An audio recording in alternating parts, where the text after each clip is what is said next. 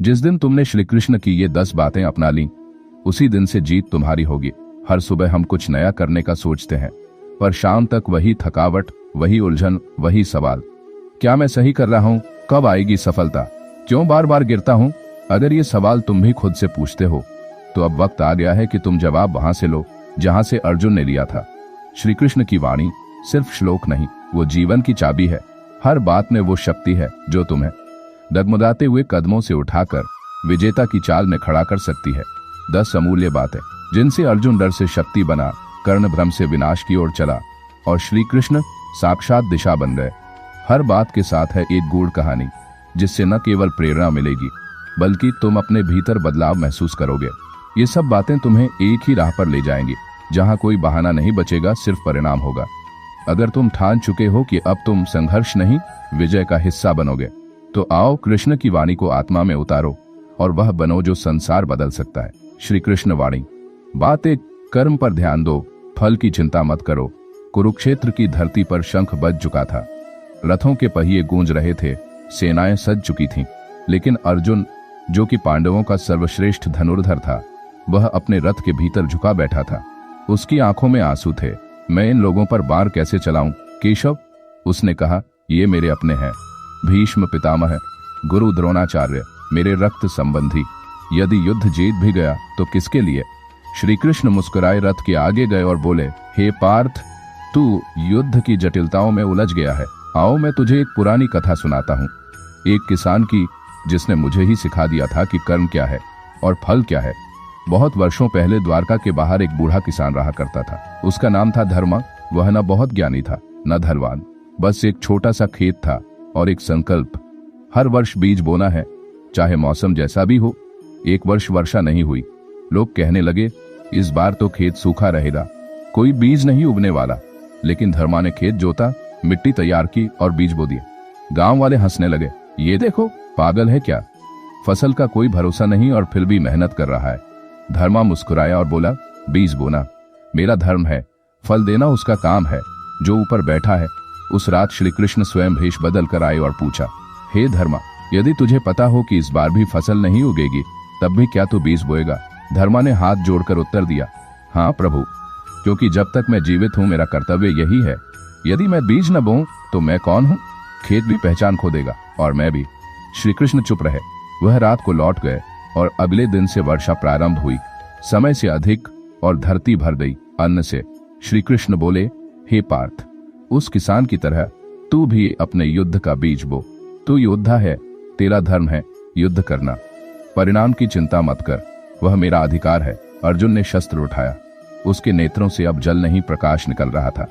संदेश, जब तक मनुष्य कर्म करता है वह जीवित है, जब वह फल की चिंता छोड़ देता है वह मुक्त हो जाता है, और जब वह दोनों में संतुलन पा लेता है वह सफल हो जाता है। श्री कृष्ण वाणी। बात 2, वन में 12 वर्ष का वनवास काटने के बाद एक दिन अर्जुन अकेले नदी किनारे बैठा हुआ था। उसका मन विचलित था। वह सोच रहा था, क्या मैं अब भी वही अर्जुन हूं? क्या मैं कर्ण से युद्ध कर पाऊंगा? क्या मेरे बारों में पहले जैसा तेज बचा है? शंकाएं उसके मन को भीतर से खा रही थीं। न कोई युद्ध रथ, न वीणा की गूंज, न संग्राम, बस एक मौन जो अर्जुन को असहाय बना रहा था। अचानक एक बालक आया, एक 10-11 वर्ष का वनवासी बालक। उसके पास कोई धनुष नहीं था, बस एक लकड़ी की कमान थी और आत्मविश्वास से चमकती आंखें। बालक बोला, तुम कौन हो जो यूं सिर झुकाए बैठे हो? अर्जुन ने कहा, मैं एक क्षत्रिय हूं, बहुत बड़ा योद्धा था, पर अब न जाने क्यों अपने ही भीतर हार गया हूं। बालक हंसा, बोला, क्या आप वृक्ष से पूछते हैं कि वह फल देगा या नहीं? नहीं ना, वह बस जड़ें जमाता है और समय आने पर फल दे देता है। तो आप क्यों बार बार अपने मन से पूछते हैं कि आप युद्ध जीत पाएंगे या नहीं? बालक ने एक टूटी शाखा उठाई और अर्जुन से कहा, यदि आप मुझसे हार गए हों तो मेरी परीक्षा दीजिए। आपके पास अस्त्र है, मेरे पास बस यह कमान और 2 पत्थर। अर्जुन हंस पड़े, अच्छा ठीक है, आओ एक पेड़ की पत्ती को लक्ष्य बनाते हैं। बालक ने आंखें बंद की, पत्थर चलाया और पत्ती गिर पड़ी। अर्जुन विस्मित हो गया, यह कैसे किया? बालक बोला, मुझे यह नहीं मालूम था कि पत्ती गिरेगी या नहीं, मुझे सिर्फ यह मालूम था कि मैं उसे गिरा सकता हूं। यही विश्वास है। अर्जुन के नेत्र भर आए। उसने बालक से कहा, तुम्हारी बातें तो जैसे श्री कृष्ण बोल रहे हों। बालक मुस्कुराया और बोला, हो सकता है वो बोल ही रहे हों, जब तुम अपने ऊपर विश्वास नहीं करते तो तुम्हारा सारथी भी मौन हो जाता है। कहकर वह बालक लुप्त हो गया। संदेश: संशय आत्मा को खोखला कर देता है। आत्मविश्वास ही वह रथ है जिस पर सवार होकर व्यक्ति संसार रूपी युद्ध में विजय पाता है। श्री कृष्ण कहते हैं, संशयात्मा विनश्यति। जो हर बात पर संदेह करता है वह निर्णय नहीं ले पाता, न कर्म कर पाता है, और इस प्रकार वह जीवन की रेखा से पीछे छूट जाता है। श्री कृष्ण वाणी बात 3। एक दिन की बात है। अर्जुन द्वारका में श्री कृष्ण के साथ कुछ समय बिता रहे थे। सुभद्रा रसोई में थी और श्री कृष्ण ध्यानमग्न हो किसी विचार में लीन। अचानक एक सेवक दौड़ता हुआ आया और बोला, महारथी अर्जुन की निंदा हो रही है। नगर के राजसभा में कुछ लोग कह रहे हैं कि युद्ध अब उनके बस की बात नहीं रही। अर्जुन का चेहरा लाल हो गया, बाएं हाथ से तलवार की मूठ थाम ली। कौन है वह जो मेरी निंदा करता है? अर्जुन गर्जा। सुभद्रा ने दिया उत्तर। सुभद्रा आकर बोली, स्वामी, यदि हर अपशब्द पर तलवार खींच जाए तो न्याय और क्रोध में क्या अंतर रह जाएगा? पर अर्जुन का मस्तिष्क अब विवेकहीन हो चला था। वह द्वारका की सभा की ओर बढ़ चला, क्रोध के अंगारों पर चलते हुए। सभा में पहुंचते ही अर्जुन ने अपने बार चढ़ाए और कहा, जिसने मेरा अपमान किया है वह सामने आए, मैं उसे जीवित नहीं छोड़ूंगा। सभा स्तब्ध, कोई बोल न सका। सभी कांप उठे। एक वृद्ध मंत्री आगे आया और कहा, हे अर्जुन, यह तो मात्र एक सामान्य चर्चा थी, लेकिन अब आपने सभा में बार चढ़ाकर हमें अपमानित किया है। उसी क्षण सुभद्रा वहां पहुंची और अर्जुन को एक जोरदार थप्पड़ जड़ दिया। सभा स्तब्ध, अर्जुन भी। सुभद्रा बोली, जिस क्षण कोई क्षत्रिय सभा में विवेक खो देता है वह योद्धा नहीं, यमदूत बन जाता है, और मैं यमदूत की पत्नी नहीं बन सकती। श्री कृष्ण मुस्कुराते हुए भीतर आए। उन्होंने अर्जुन के कंधे पर हाथ रखा। हे पार्थ, आज तू युद्ध हार गया क्रोध से। यदि सुभद्रा ने तुझे नहीं रोका होता तो तू वह कर बैठता जिससे तेरा गौरव सदा के लिए मिट जाता। याद रखो, क्रोध से जन्म लेता है मोह, मोह से स्मृति भ्रमित होती है और फिर बुद्धि नष्ट हो जाती है। संदेश: क्रोध क्षणिक होता है परंतु उसका प्रभाव स्थायी होता है। एक बार यदि गलत दिशा में चल जाए तो उसे लौटाया नहीं जा सकता, पर जो योद्धा क्रोध को जीत ले वही संसार पर राज करता है। श्री कृष्ण की अमर वाणी, क्रोधात् भवति सम्मोह, सम्मोहात् स्मृति विभ्रंशात् बुद्धिनाशो, बुद्धिनाशात् प्रणश्यति। गीता 2:63। श्री कृष्ण वाणी बात 4। इंद्रियों पर नियंत्रण रखो, नहीं तो वे तुम्हें भटका देंगी। एक बार की बात है, अर्जुन तपस्या के लिए हिमालय गया था, परंतु वहां पहुंचते ही उसका मन विचलित हो गया। पहाड़ों की चोटी पर एक सुंदर अप्सरा प्रकट हुई। उसका रूप अद्भुत था, नेत्र जैसे चांदनी, स्वर जैसे वीणा। वह मुस्कुराते हुए बोली, हे पार्थ, तपस्या में क्या रखा है? ये जीवन भोग के लिए है। युद्ध, व्रत, नियम, ये तो आत्मा को बांधते हैं। आओ कुछ क्षण आनंद लो। उसने आंखें मूंद दी, परंतु अप्सरा का रूप आंखों में बसा रहा। उसने ध्यान लगाने की चेष्टा की, परंतु कानों में अप्सरा का स्वर गूंजता रहा। वह उठा और कुछ कदम अप्सरा की ओर बढ़ा, और तभी एक प्रकाश कौंधा। श्री कृष्ण उस पर्वत पर प्रकट हुए। उनके नेत्रों में करुणा थी, पर मुख पर गंभीरता। हे अर्जुन, वे बोले, यह अप्सरा नहीं, तेरी ही इंद्रियों की परीक्षा है। तू आंखों से देखता है, कानों से सुनता है और सोचता है कि तू स्वतंत्र है, परंतु जब तक तू इंद्रियों का दास है आत्मा की बात नहीं समझेगा। इंद्रियों का रूप 5 स्त्रियां। श्री कृष्ण ने हाथ उठाया और कहा, देख अर्जुन। अप्सरा की रूप बदलता गया और 5 स्त्रियां वहां खड़ी हो गईं। दृष्टि, श्रवण, स्पर्श, रसना और गंध। वे बोली, हम तेरी सेवा में हैं, परंतु यदि तू हमारा स्वामी न बन पाया तो हम तुझे खींचकर अधःपतन में ले जाएंगी। अर्जुन ने क्या सीखा? अर्जुन ने धरती पर माथा टेका। हे केशव, आज तक मैंने युद्ध की साधना की पर स्वयं पर विजय नहीं पाई। अब मैं इंद्रियों का नियंत्रण साधूंगा, फिर संसार अपने आप झुक जाएगा। श्री कृष्ण मुस्कुराए। जो अपनी दृष्टि को वश में कर सकता है वह द्रौपदी को देखेगा और दुर्योधन की तरह वासना नहीं करेगा। जो अपनी जीभ को वश में रख सकता है वह मिठास में विष नहीं घोलेगा, और जो कानों को संयमित करता है वह अफवाहों से नहीं आत्मा की आवाज से चलता है। वह अफवाहों से नहीं आत्मा की आवाज से चलता है। संदेश: इंद्रियां रथ के घोड़े हैं। यदि लगाम हाथ में न हो तो ये तुम्हें खाई में गिरा देंगी, परंतु यदि मन, बुद्धि और आत्मा मिलकर इन्हें साध ले तो जीवन रथ सीधे मोक्ष तक पहुंचता है। श्री कृष्ण कहते हैं, इंद्रियाणि इंद्रियार्थे रागद्वेषो व्यवस्थितो तयोर्न वशमागच्छेत् तो ह्यस्य परिपंथिनो। गीता 3:34। राग और द्वेष में मत बहो, वरना यही इंद्रियां तुम्हारा नाश कर देंगी। श्री कृष्ण वाणी बात 5। सच्चे मार्ग पर चलो, भले ही कठिन हो। द्रौपदी आज फिर भूखी थी। भीम उग्र होकर वन के वृक्षों को पटक रहा था और अर्जुन हिमालय की ओर ध्यानस्थ था, किंतु युधिष्ठिर वह मौन था। एक राजा जो धर्म का प्रतीक था, वह आज मौन क्यों था? भीम गरज उठा, भैया क्या यही धर्म है? हम भूखे, अपमानित और निर्वासित, और वह दुर्योधन राज सिंहासन पर बैठा मदिरा पी रहा है। द्रौपदी रो पड़ी, क्या धर्म की यही गति होती है? अधर्मी हंसता है और धर्मी रोता है। युधिष्ठिर का मौन और अंतर्द्वंद। युधिष्ठिर धीरे धीरे नदी किनारे गया। वहां बैठकर उसने श्री कृष्ण को पुकारा, हे माधव, क्या मैं पथभ्रष्ट हूं? क्या मेरे सत्य का मूल्य कुछ नहीं? अचानक पीछे से एक वृद्ध तपस्वी की वाणी आई, यदि तुम्हें लगता है कि धर्म असहाय है तो चलो मेरे साथ। वह तपस्वी उसे एक उजड़े जंगल में ले गया। वहां एक झोपड़ी खड़ी थी, जली हुई, राख से ढकी। यह क्या है? युधिष्ठिर ने पूछा। तपस्वी बोला, यह उस ब्राह्मण की कुटिया है जिसने जीवन भर सत्य बोला, पर गांव वालों ने उसे जादूगर समझकर जला दिया। उसने अंतिम सांस तक किसी को कोसा नहीं। आज वही उसकी राख से फसल उगती है, और जो यहाँ अन्न खाता है वह रोग मुक्त हो जाता है। तपस्वी ने पूछा, बताओ हे पांडव, क्या यह ब्राह्मण हार गया? युधिष्ठिर के नेत्र भर आए।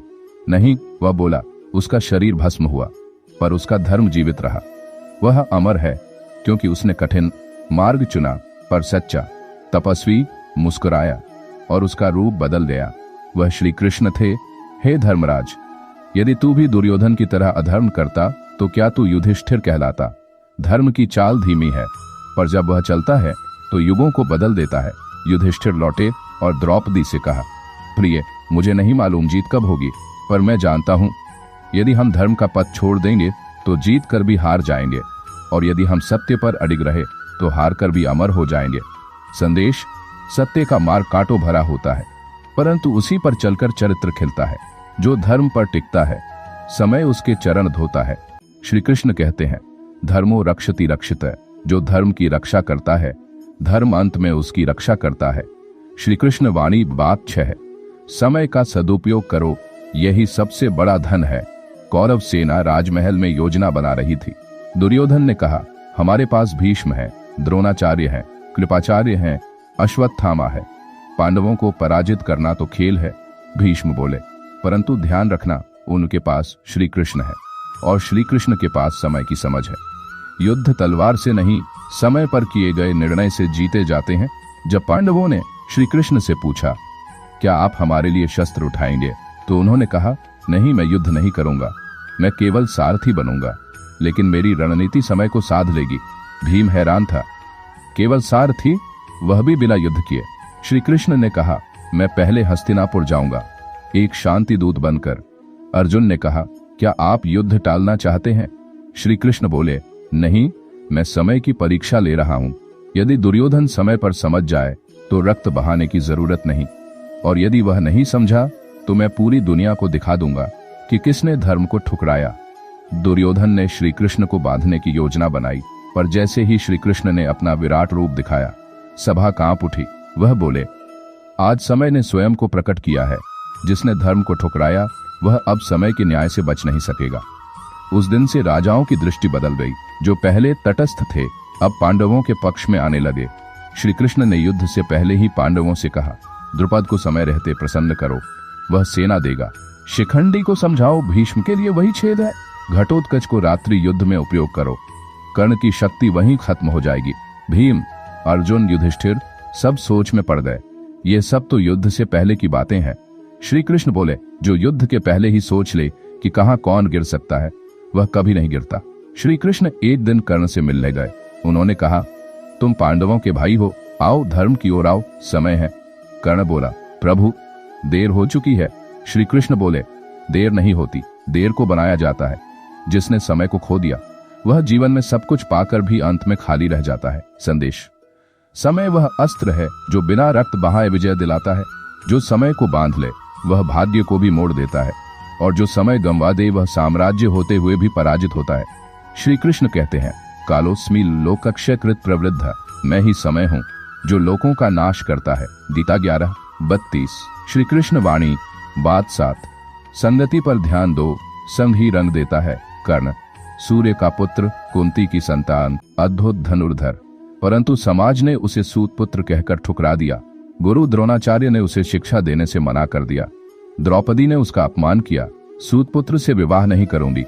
यहां तक कि अर्जुन ने भी उसे नीचा दिखाया। पर तभी आया दुर्योधन। दुर्योधन की मित्रता, वरदान या विष। दुर्योधन ने दरबार में घोषणा की, मैं कर्ण को अंग देश का राजा घोषित करता हूं। कर्ण की आंखें भर आईं। उसने जीवन में पहली बार किसी को अपना महसूस किया। दुर्योधन बोला, मित्र, तू अर्जुन से श्रेष्ठ है और मैं तुझसे वचन लेता हूं, मेरी सारी लड़ाइयों में तू मेरे साथ रहेगा। वर्षों बीते, युद्ध की घोषणा हुई। कर्ण ने अपनी सारी शक्ति दुर्योधन को समर्पित कर दी। तभी श्री कृष्ण आए। हे कर्ण, तू पांडवों का बड़ा भाई है, तेरी मां कुंती है, आओ धर्म की ओर लौट आओ। कर्ण मौन रहा, फिर बोला, हे केशव, आप सत्य कह रहे हैं, परंतु दुर्योधन ने मुझे स्वीकारा तब जब पूरी दुनिया ने मुझे ठुकरा दिया था। मैं अधर्मी के साथ हूं, परंतु मैं अधर्मी नहीं हूं। श्री कृष्ण की आंखों में आंसू आ गए। उन्होंने कहा, हे कर्ण, मैं जानता हूं तू महान है, परंतु तेरी संगति तुझे अंततः उसी रंग में रंग देगी। संग वह चक्रवात है जो मित्रता के नाम पर विवेक भी उड़ा ले जाता है। कर्ण ने युद्ध में वीरता दिखाई, परंतु उसने भीम के पुत्र को मारा जब वह निहत्था था। उसने युद्ध के नियम तोड़े केवल इसलिए क्योंकि दुर्योधन ने कहा। अंत में जब कर्ण का रथ धंसा और वह नीचे झुका, अर्जुन ने श्री कृष्ण के कहने पर बाण चलाया। कर्ण मारा गया, परंतु अंतिम समय तक मित्रता से डिगा नहीं, परंतु संग ने उसका जीवन बदल दिया था। एक सूर्य पुत्र जो धर्म की ध्वजा बन सकता था, अंततः दुर्योधन की ढाल बनकर रह गया। संदेश, संग ऐसा बीज है जो तुम्हारे भीतर जड़ें जमा लेता है। तुम किसके साथ हो वही तय करता है कि तुम कौन बनोगे। श्री कृष्ण कहते हैं, संगात संजायते कामा। जिस संगति में तुम रहते हो उसी से तुम्हारी इच्छाएं, दृष्टिकोण और अंततः तुम्हारा भविष्य बनता है। श्री कृष्ण वाणी बात 8। मौन भी उत्तर होता है जब शब्द व्यर्थ हो जाएं। महाभारत युद्ध की आंधी आने वाली थी। पांडवों ने श्री कृष्ण को हस्तिनापुर भेजा शांति दूत बनकर। श्री कृष्ण जानते थे कि दुर्योधन नहीं मानेगा, पर उन्होंने फिर भी प्रयास किया, क्योंकि धर्म की पूर्णता तब तक अधूरी है जब तक उसे अवसर न दिया जाए। जब श्री कृष्ण महल पहुंचे, दुर्योधन ने भव्य भोजन की व्यवस्था की। मड़ियों से सजा हुआ थाल, सुगंधित व्यंजन, किंतु श्री कृष्ण ने उसे ठुकरा दिया। उन्होंने कहा, मैं वहां भोजन करूंगा जहां स्नेह होगा, स्वार्थ नहीं। और वे विदुर के कक्ष पहुंचे। विदुर का मौन, श्री कृष्ण का मौन। विदुर ने कुछ नहीं कहा, न स्वागत, न आरती, न भाषण, बस एक साधारण थाली में उबले चने और जल। श्री कृष्ण मुस्कुराए और कुछ बोले बिना भोजन करने लगे। दोनों मौन थे, पर हृदय से बात हो रही थी। भीष्म का मौन, सभा में आर्तनाद। अगले दिन सभा बुलाई गई। श्री कृष्ण बोले, 5 गांव दे दो, युद्ध नहीं होगा। दुर्योधन अड़ा रहा, सुई की नोक जितनी भूमि भी नहीं दूंगा। सभा में शोर उठा। सभी की दृष्टि भीष्म पितामह पर गई। क्या वह कुछ कहेंगे? भीष्म मौन थे। कृष्ण ने मौन देखा और सब समझ गए। श्री कृष्ण ने भीष्म की आंखों में देखा। वहां पीड़ा थी, लज्जा थी और विवशता भी। भीष्म कुछ नहीं बोले, पर उनका मौन चीख रहा था। श्री कृष्ण ने सभा की ओर देखा और कहा, पितामह का मौन ही आज का सबसे बड़ा उत्तर है। जहां धर्म मौन हो जाए, वहां अधर्म के लिए मार्ग स्वतः बन जाता है। मौन की गूंज। बाद में विदुर, जो सभा में नहीं बोले, भीष्म, जो नियमों से बंधे थे, और श्री कृष्ण, जिन्होंने बहुत कुछ कहकर भी सबसे ज्यादा मौन साधा। संदेश, हर प्रश्न का उत्तर शब्द नहीं होते। कभी कभी मौन इतना ऊंचा बोलता है कि संसार उसे सदियों तक सुनता है। श्री कृष्ण कहते हैं, शब्द तब बोला जाए जब वह मौन से अधिक मूल्यवान हो। मौन में यदि सत्य हो तो वह झूठे भाषण से श्रेष्ठ होता है। मौन वह भाषा है जिसे आत्मा समझती है और जो बिना बोले बहुत कुछ कह देती है। श्री कृष्ण वाणी बात 9। मोह से बचो, मोह ही पतन का मूल है। गांधारी का शाप, धृतराष्ट्र की पीड़ा और मोह का जाल। कथा का शीर्षक, अंधकार जो आंखों में नहीं हृदय में था स्थान। कुरुक्षेत्र के शेष मैदान। काल, महाभारत युद्ध के बाद। प्रारंभ, युद्ध समाप्त।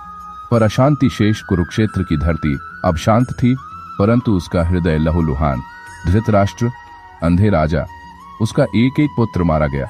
गांधारी, जिनकी आंखें जन्मों से पट्टी से ढकी थीं, आज उनकी आत्मा अंधकार में डूब चुकी थी। गांधारी का मोह, एक मां की पीड़ा। श्री कृष्ण उनके पास आए, विनम्र, करुण और मौन। गांधारी बोली, हे माधव, तुम सब जान सकते थे, तुम सब रोक सकते थे, फिर भी तुमने कुछ नहीं किया। श्री कृष्ण बोले, नहीं, पर उनकी आंखों में एक गहराई थी, जैसे वे सब समझ रहे हों। गांधारी कांपती हुई खड़ी हुई, मैं तुम्हें शाप देती हूं। यदुवंश भी उसी तरह नष्ट होगा जैसे कुरुवंश हुआ।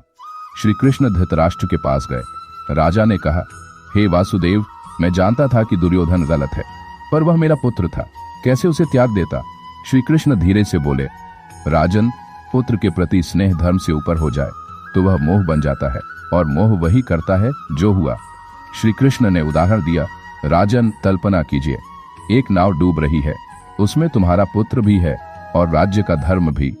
यदि तुम केवल पुत्र को बचाओगे तो नाव भी डूबेगी और धर्म भी, पर यदि धर्म को बचाओ तो भविष्य के हजारों पुत्र बच सकते हैं। धृतराष्ट्र के नेत्रों से आंसू बहने लगे। मैंने धर्म को त्यागा और फिर पुत्र भी खो दिया। मोह का अंतिम परिणाम शापित भविष्य गांधारी का शाप सच हुआ।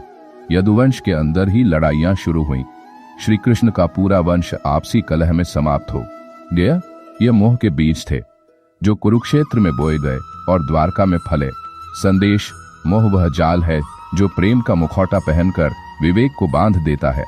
मोह में व्यक्ति न्याय नहीं कर पाता, वह केवल अपना देखता है, सत्य नहीं। श्री कृष्ण कहते हैं, मोह एव नाशयति पुरुषस्य विवेकम, मोह ही मनुष्य की बुद्धि हर लेता है। यह पश्यति धर्मम और मोह अलग अलग, वही महाज्ञानी है। श्री कृष्ण वाणी बात 10। हर कार्य भगवान पर छोड़ो, वह जो करेगा भले के लिए करेगा। एक दीर्घ कथा, अर्जुन का अंतिम संशय और पूर्ण समर्पण। कथा का शीर्षक, जब रथ भूमि मंदिर बन गई। स्थान, कुरुक्षेत्र काल, युद्ध आरंभ का प्रथम दिन। प्रारंभ, अर्जुन का रथ, परंतु मन कांपता है। शंख बज चुका था, सेनाएं सजी थीं, पृथ्वी थर्राई हुई थी और ध्वजाएं आकाश को छू रही थीं। श्री कृष्ण ने रथ को दोनों सेनाओं के बीच लाकर खड़ा कर दिया। अर्जुन बोले, हे माधव, जरा मेरा रथ उन लोगों के बीच ले चलो जिन्हें मैं युद्ध में मारने वाला हूं। श्री कृष्ण ने कुछ नहीं कहा, बस रथ आगे बढ़ा दिया। अर्जुन ने सामने देखा, भीष्म पितामह, गुरु द्रोण, कृपाचार्य, भाई मित्र, संबंधी, सब। उसका गांडीव कांप गया। हे केशव, मैं यह युद्ध नहीं कर सकता। मैं अपने ही लोगों को कैसे मार सकता हूँ? राज्य, विजय, सुख, इनका क्या अर्थ जब अपनों की राख पर बने? श्री कृष्ण मौन रहे, फिर बोले, हे अर्जुन, तू अपने आप को कर्ता समझता है, पर वास्तव में कोई भी कर्म करने वाला नहीं है। सब भगवान की लीला है और तू केवल उसका माध्यम है। अर्जुन, क्या मैं कठपुतली हूँ? श्री कृष्ण मुस्कुराए, नहीं, तू चैतन्य है, पर तेरा कर्तापन तुझे बांधता है। तू युद्ध नहीं करेगा, यह तेरा निर्णय है, पर यह भी जान कि तेरा युद्ध न करना भी किसी बड़े विधान का हिस्सा हो सकता है। विराट रूप, जब भगवान ने समय का चेहरा दिखाया, जब अर्जुन संशय से नहीं निकला, श्री कृष्ण ने कहा, अब मैं वह रूप दिखाता हूँ जिसे देखकर कोई करता नहीं, केवल दृष्टा बन जाता है। उन्होंने विराट रूप धारण किया। अर्जुन ने देखा, संसार उन्हीं में है, समय उनका अंश है, जीवन और मृत्यु दोनों उनकी इच्छा से है। अर्जुन का समर्पण, वह कांपता हुआ झुका, हे जनार्दन, मेरी बुद्धि भ्रमित थी, अब मैं कुछ नहीं जानता, बस अब मैं आपका आदेश स्वीकार करता हूँ। श्री कृष्ण ने मुस्कुराकर रथ को आगे बढ़ा दिया। युद्ध तो हुआ, पर अर्जुन अब करता नहीं था, अब वह केवल एक निमित्त था। भगवान के हाथों में एक साधन, संदेश। जो अपने जीवन का भार स्वयं उठाता है वह टूटता है, जो उसे भगवान के चरणों में अर्पित करता है वह मुक्त हो जाता है। श्री कृष्ण कहते हैं, सर्वधर्मान परित्यज्य मामेकं शरण व्रज, सब कुछ छोड़कर मेरी शरण में आ जा, मैं तुझे समस्त पापों से मुक्त कर दूंगा। गीता 18:66। कर्तापन का अहंकार छोड़ दो, जीवन स्वतः सरल हो जाएगा। इस प्रकार पूर्ण होती है श्री कृष्ण वाणी की 10 शिक्षाएं। ये वीडियो कैसा लगा कमेंट में जरूर बताएं, और आपको कैसी वीडियो चाहिए ये भी कमेंट कर देना, ताकि अगला वीडियो उस समस्या पर बना सकूं और आपके दुखों का निवारण कर सकूं। चैनल पर नए हो तो चैनल को सब्सक्राइब जरूर करें ताकि अगले वीडियो का नोटिफिकेशन आप तक पहुंच सके।